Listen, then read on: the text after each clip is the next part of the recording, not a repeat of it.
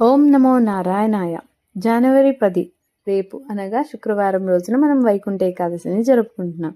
వైకుంఠ ఏకాదశి అంటే కోటి పుణ్యాలకు సాటి ఒక ముక్కోటి ఏకాదశి అని చెబుతారు. ఏడాదికి వచ్చే 24 ఏకాదశులలో సూర్యుడు ఉత్తరాయణానికి మారే ముందే వచ్చే ధనుర్మాస శుద్ధ ఏకాదశిని వైకుంఠ ఏకాదశి లేదా ముక్కోటి ఏకాదశి అని పిలుస్తారు.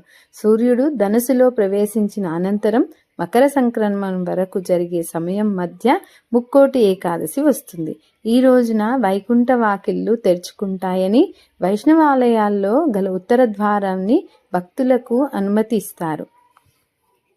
శేషతల్పంపై శయనించే విష్ణుమూర్తిని దర్శించుకోవడానికి 3 కోట్ల మంది దేవతలు వైకుంఠానికి వెళ్తారట.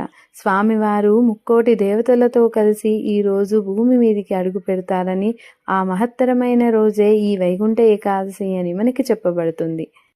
ఈ రోజున ఉత్తర ద్వార దర్శనంతో స్వామివారిని దర్శించుకుంటే జన్మజన్మాల పాపాలు తొలగిపోతాయని, పుణ్యలోకాలు ప్రాప్తిస్తాయని చెబుతారు.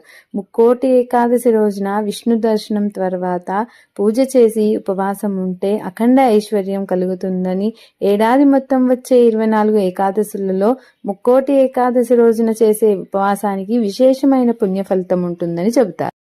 ఈ రోజున విష్ణుమూర్తి గరుడ వాహనంపై 3 కోట్ల దేవతలతో భూలోకానికి దిగి వచ్చి దర్శనమిస్తారట. అందుకే దీనిని ముక్కోటి ఏకాదశి అని చెబుతారు. ఈ ఒక్క ఏకాదశి 3 కోట్ల ఏకాదశులతో సరిసమానమైందని, అంతటి పవిత్ర సంతరించుకున్న ఏకాదశులలో ఈ ముక్కోటి ఏకాదశి ఒకటి అని చెబుతారు. ఈ రోజునే క్షీరసాగర మదనం జరిగి అమృతం హాలాహలమనేది ఉద్భవించినట్లుగా శివుడు హాలాహలాన్ని పుచ్చుకున్న రోజు కూడా ఈ ఏకాదశి అని చెబుతారు. అలాగే మహాభారతం ప్రకారం యుద్ధంలో భగవద్గీతను అర్జునుడికి కృష్ణుడు ఉపదేశించిన రోజు కూడా ఈ వైకుంఠ ఏకాదశి అని చెబుతారు. అందరికీ విష్ణుమూర్తి యొక్క అనుగ్రహం కలగాలని మనస్ఫూర్తిగా కోరుకుంటూ ఓం నమో భగవతే వాసుదేవాయ. గోవిందా గోవిందా.